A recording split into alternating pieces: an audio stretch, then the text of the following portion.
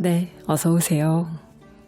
8월에 그대 길에 마음 읽어주는 스님이랑 그리고 마음치유학교에서 저와 함께 하고 있는 어느덧 6개월의 마지막 책이죠. 영성 북클럽의 책. 네, 틱나탄 스님의 반야심경입니다. 이 책을 이제 마지막으로 해서 이제 다음 달 9월부터는 또 다른 6개월의 새로운 책들과 또 매달 함께 하게 될 텐데요. 이렇게 또 마음 읽어주는 스님이랑 해서 이렇게 같이 읽고 또 그 오프라인으로 또 만나서 북클럽 책을 직접 읽고 오셔갖고 여러분의 이야기들 함께 나누면서 이렇게 대화를 해보면 완전 또 다른 세계가 펼쳐지더라고요. 그래서 참 그 북클럽 시간 되게 기대되고 기다려지는 시간인데요. 여러분은 또 어떠신지 모르겠네요. 오늘이 벌써 4번째 시간입니다. 올여름 더위로 많이 힘들게 보내고 있는 우리들에게 틱나탄 스님의 이 말씀들이 이 더위를 또 새롭게 바라볼 수 있는 눈을 갖게 할 수 있진 않을까. 작은 선물이 되는 시간으로 오늘도 꾸려보려고 합니다. 반야심경, 그 깊고 미묘한 심신미묘한 법의 세계 속으로 같이 들어가 봅니다.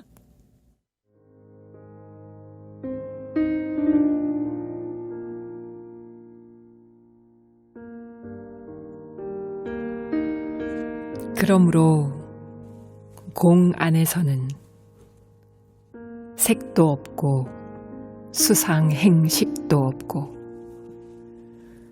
눈과 귀와 코와 혀와 몸과 정신도 없고 형상과 소리와 냄새와 맛과 감촉과 법도 없고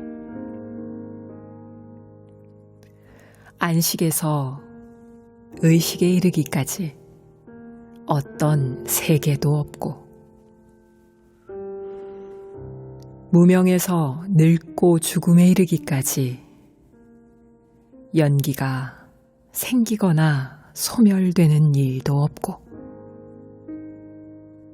고통이 없고 고통의 원인이 없고 고통의 멸함이 없고 고통이 멸하는 길이 없고 이해도 없고 얻을 것도 없느니라.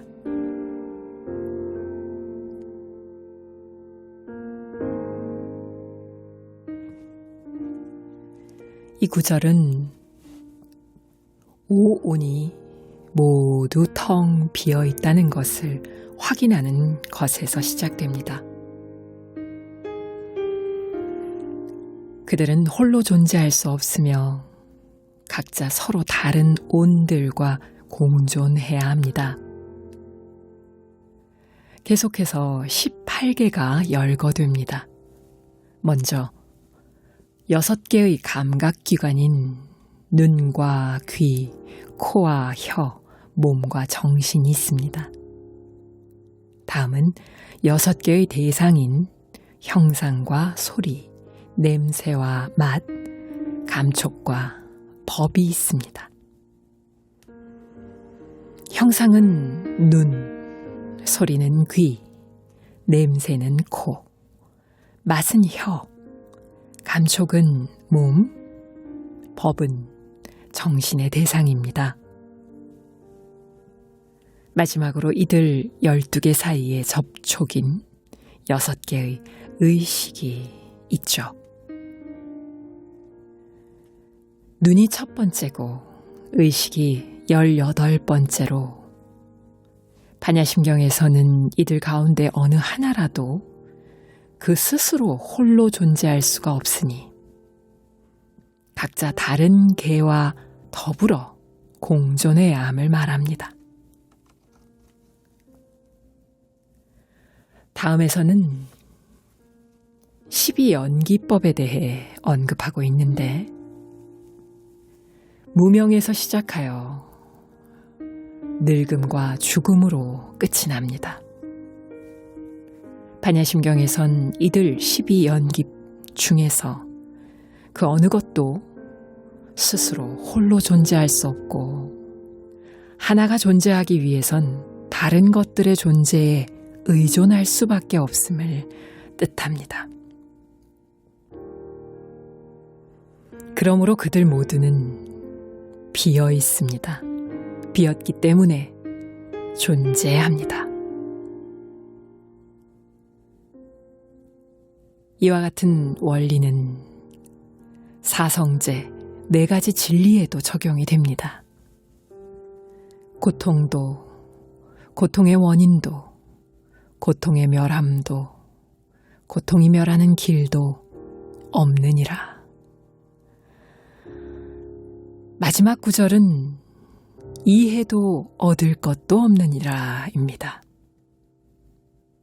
이해란 부처님 가르침의 정수를 말합니다.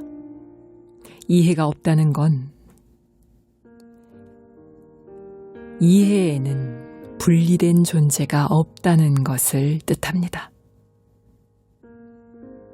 부처님이 부처님 아닌 요소들로 이루어지셨듯이 이해 역시 이해가 아닌 요소들로 이루어진 것입니다.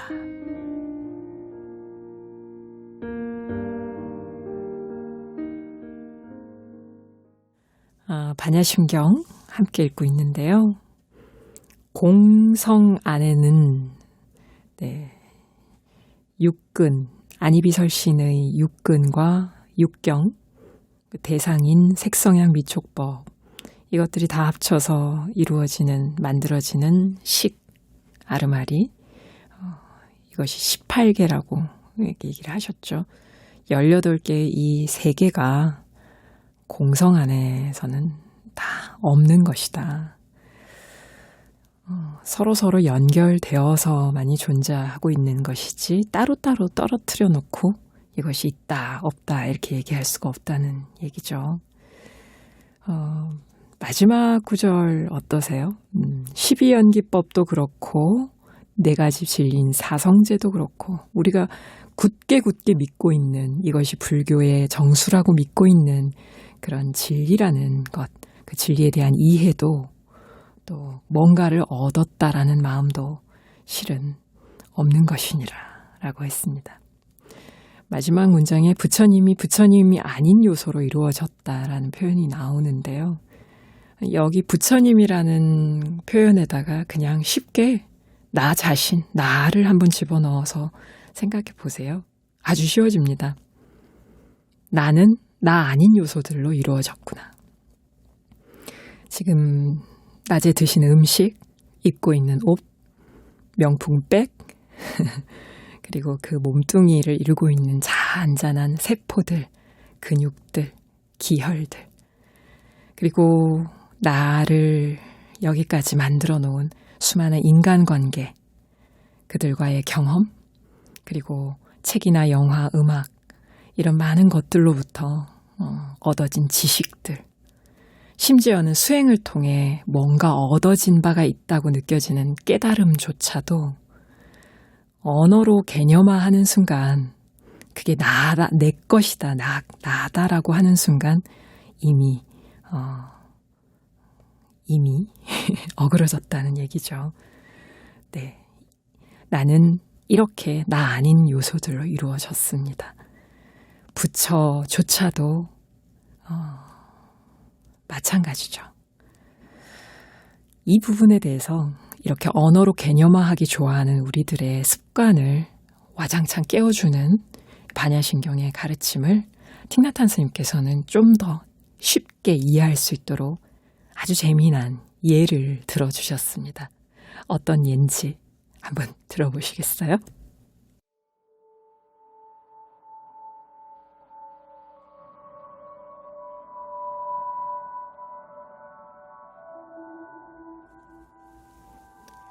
어느 날 부처님께서 동굴에 머무실 때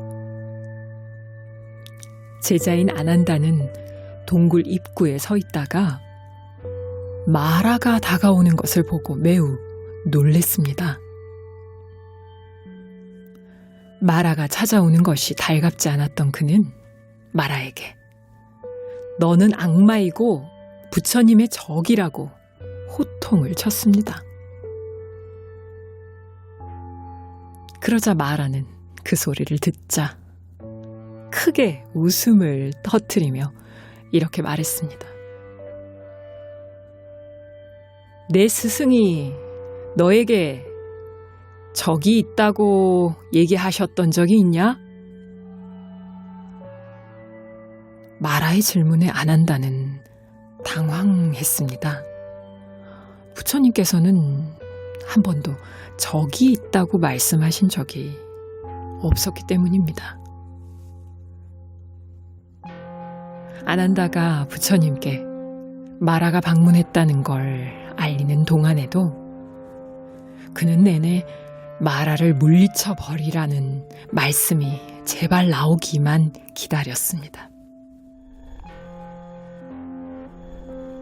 그런데 부처님은 옛 친구가 찾아온 것처럼 기뻐하시며 마라를 환영하려 손수 굴 바깥까지 나가셨습니다. 부처님은 거듭 마라에게 안부를 묻고 마침내 마라는 입을 열었죠. 잘 지내는가? 아니요, 부처님. 모든 일이 잘 안 됩니다. 더 이상 마라로 살고 싶지가 않습니다. 이제 마라가 아닌 다른 누군가가 돼보고 싶습니다. 마라로 사는 게 이게 쉬운 일이 아니거든요. 무엇보다도 견딜 수 없는 것은 내 제자들이 사회 정의니 평화니 평등이니 해방이니 비폭력이니 하는 것까지 떠들어대는데 그네들을 다 당신한테 인계하고 나는 그냥 다른 누군가가 돼버리고 싶습니다. 이쯤에서 아난다는 걱정이 되기 시작했습니다. 왜냐하면 부처님이 그 역할을 맡으실까 두려웠기 때문입니다. 그러나 부처님께서는 주의 깊게 다 듣고 난 뒤 마라에게 자비심이 담긴 조용한 목소리로 이렇게 말씀하셨습니다. 마라여, 부처 노릇 하기는 즐거운 일처럼 보이는가? 자네는 내 제자들이 나를 위한답시고 하는 짓을 알지 못할 걸세. 그들은 내가 한 적도 없는 말을 내 말로 만들고 괴상한 절을 짓고 다닌다네.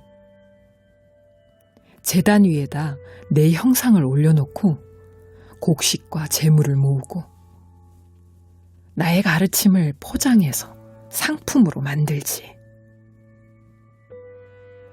이보게 마라. 만일 자네가 부처가 되는 일이 진정 어떠한 일인가를 안다면 자네는 부처가 되고 싶진 않을 걸세.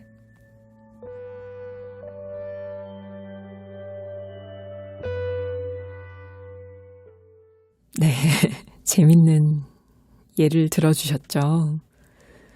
틱나탄 스님께서 공 가운데는 색수상행식이고 안이비설신의고 우리가 옳다 그르다고 하는 이런 진리라는 것조차도 비어있다. 이 얘기하시면서 부처님은 부처님이 아닌 요소로 이루어졌다라는 것을 이렇게 재밌는 마라와의 일화를 들려주셨습니다. 부처님이 이런 고민이 있는 줄 아셨어요, 여러분?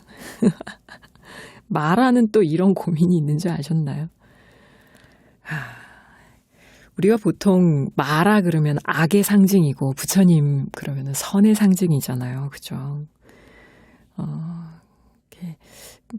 부처님과 이런 일반 우리 중생의 차이가 뭘까 봤을 때 똑같이 화장실도 가시고 잠도 자고 먹을 거 다 먹고 하는데 뭔 차이지? 끊임없이 개념화 짓는 것을 좋아한다는 겁니다, 중생은. 그래서 부처라고 하면 이제 부처 노릇이라는 것에다가 다 가둬놓고 이렇게 해야 된다라는 것이 너무 많은 것이죠. 그래서 때로는 이렇게 해야 한다라는 것이 너무 지나쳐가지고 형식, 거칠애가 너무 많아서 정작 부처님의 진짜 하고 싶으셨던 말씀, 그 법의 내용이 왜곡되기도 합니다.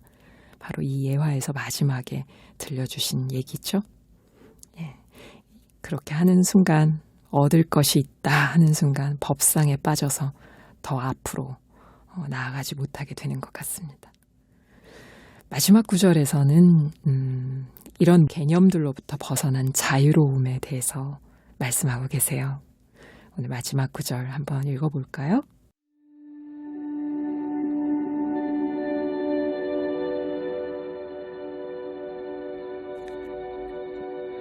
보살은 얻을 것이 없으므로 파냐바라밀다에 의지하여 마음의 장애를 없애느니라. 장애가 없으므로 두려움을 극복하여 어리석은 몽상에서 영원히 벗어나 완전한 열반을 실현하느니라. 과거와 현재와 미래의 모든 부처님들도 이 바냐바라밀다에 의지하여 완벽하고 바르고 절대적인 깨달음에 이르렀느니라.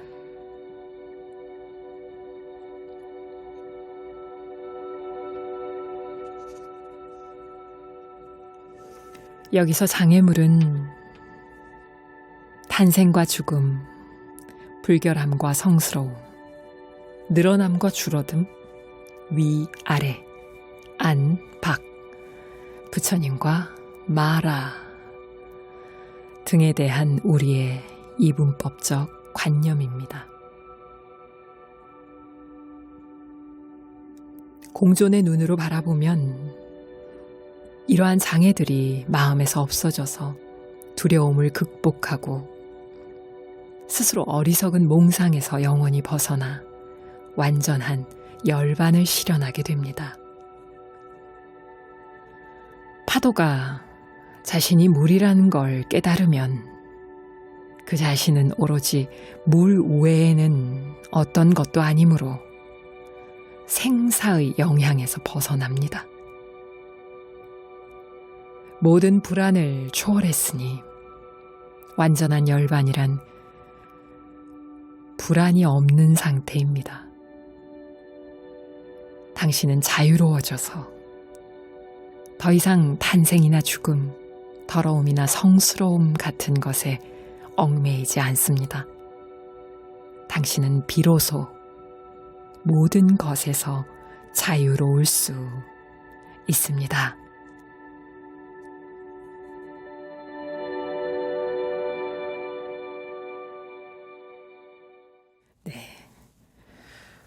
보살은 얻을 것이 없으므로 마음의 바라밀다를 의지하여 마음의 장애를 없애고 모든 두려움과 어리석은 꿈 같은 환상에서 벗어나서 완전한 열반에 이르른다고 했습니다. 반야심경. 여러분 제가 어디 길을 가다가요 석공분을 한번 만났었는데 여행길에 석공들의 눈에는 돌덩어리가 그냥 돌덩어리로 보이지 않는데요. 그 안에 부처가 보인다고 합니다. 우리가 수행을 하면서 얻게 되는 경지라는 것이 공부를 좀 많이 하다 보면 여러분이 이런 부분에 부딪히게 되실 텐데 무언가 없던 부처를 만들어내는 것이 아니라 원래 있던 부처가 군더더기에 돌덩어리가 떨어져 나가면서 드러나는 것입니다. 그러므로 보살은 원래 따로 얻을 것이 없었다라는 얘기가 나오는 거죠. 더 이상 얽매일 것도 없어지죠. 오늘 그대 길 맘 읽어주는 스님이랑 반야심경 어떤 시간으로 다가오시나요? 수행법도 이렇게 출발점이 어디냐에 따라서 전혀 달라질 것 같습니다. 네, 여러분의 그 본질에 조금 더 가까이 다가가는 시간이셨기를 바라면서 오늘 마무리하도록 하겠습니다.